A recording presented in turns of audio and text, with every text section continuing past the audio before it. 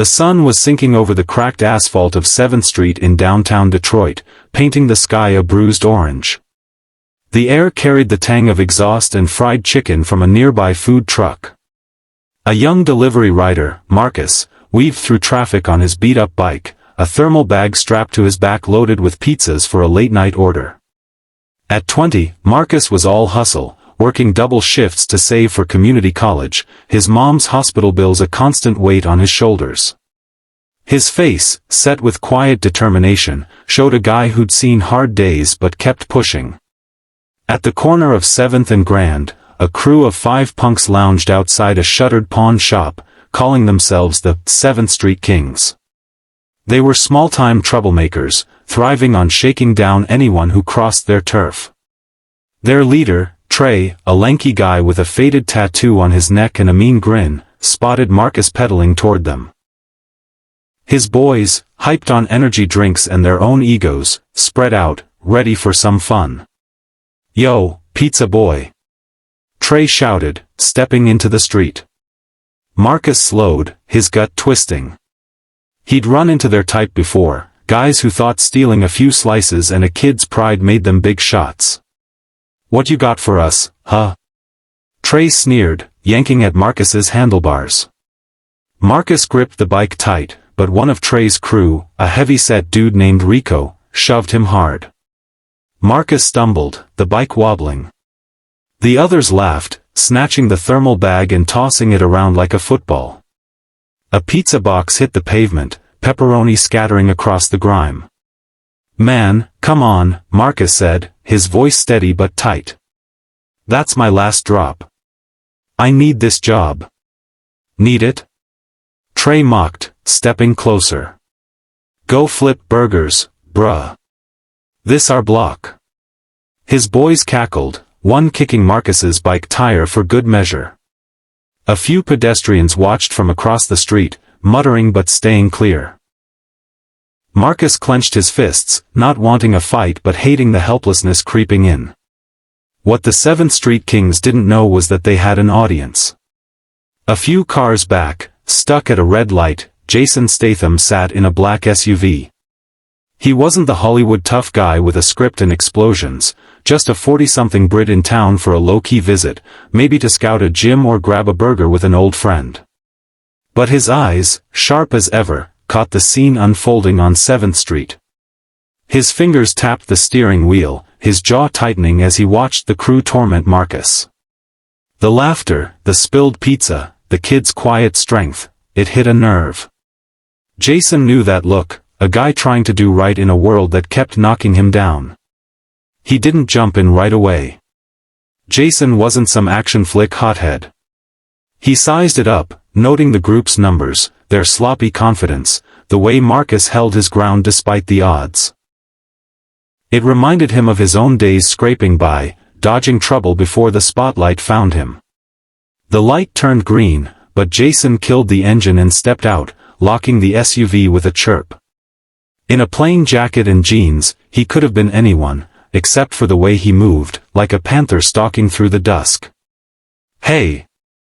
Jason's voice cut through the laughter, low and commanding. The Kings froze, turning to face him. Marcus looked up, confused, catching Jason's eye for a split second. There was something in that glance, maybe a flicker of hope.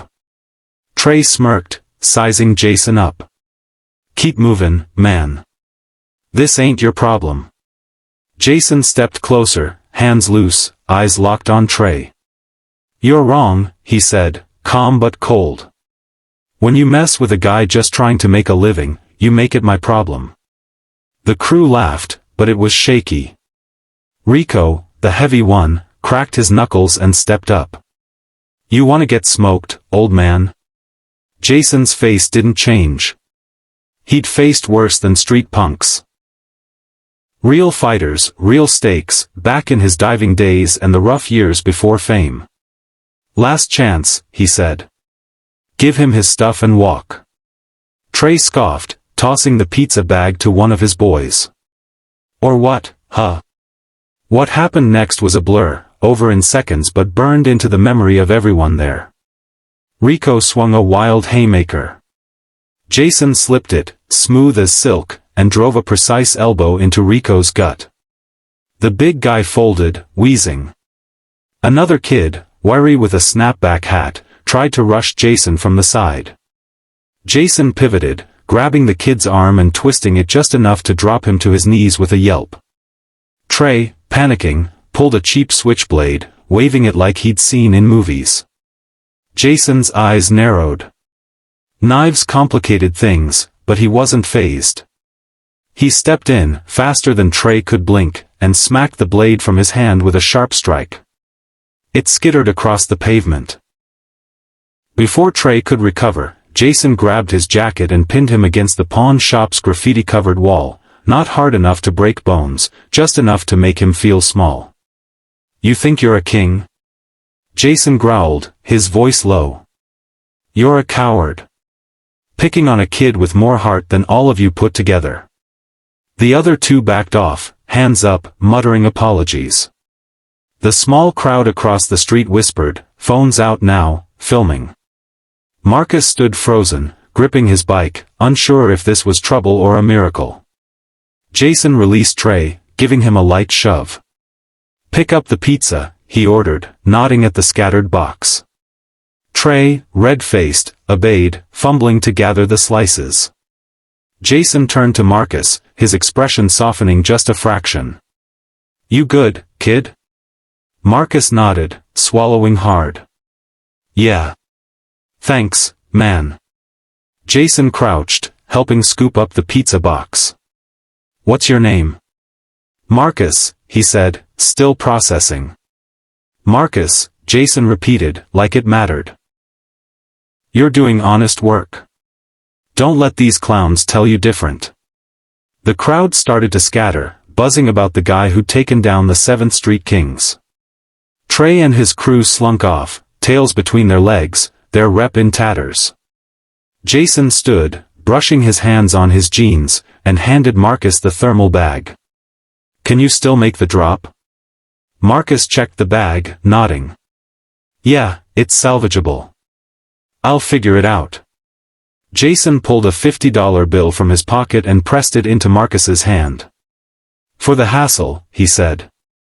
"And get that bike tuned up. Can't have you riding on a wobbly wheel."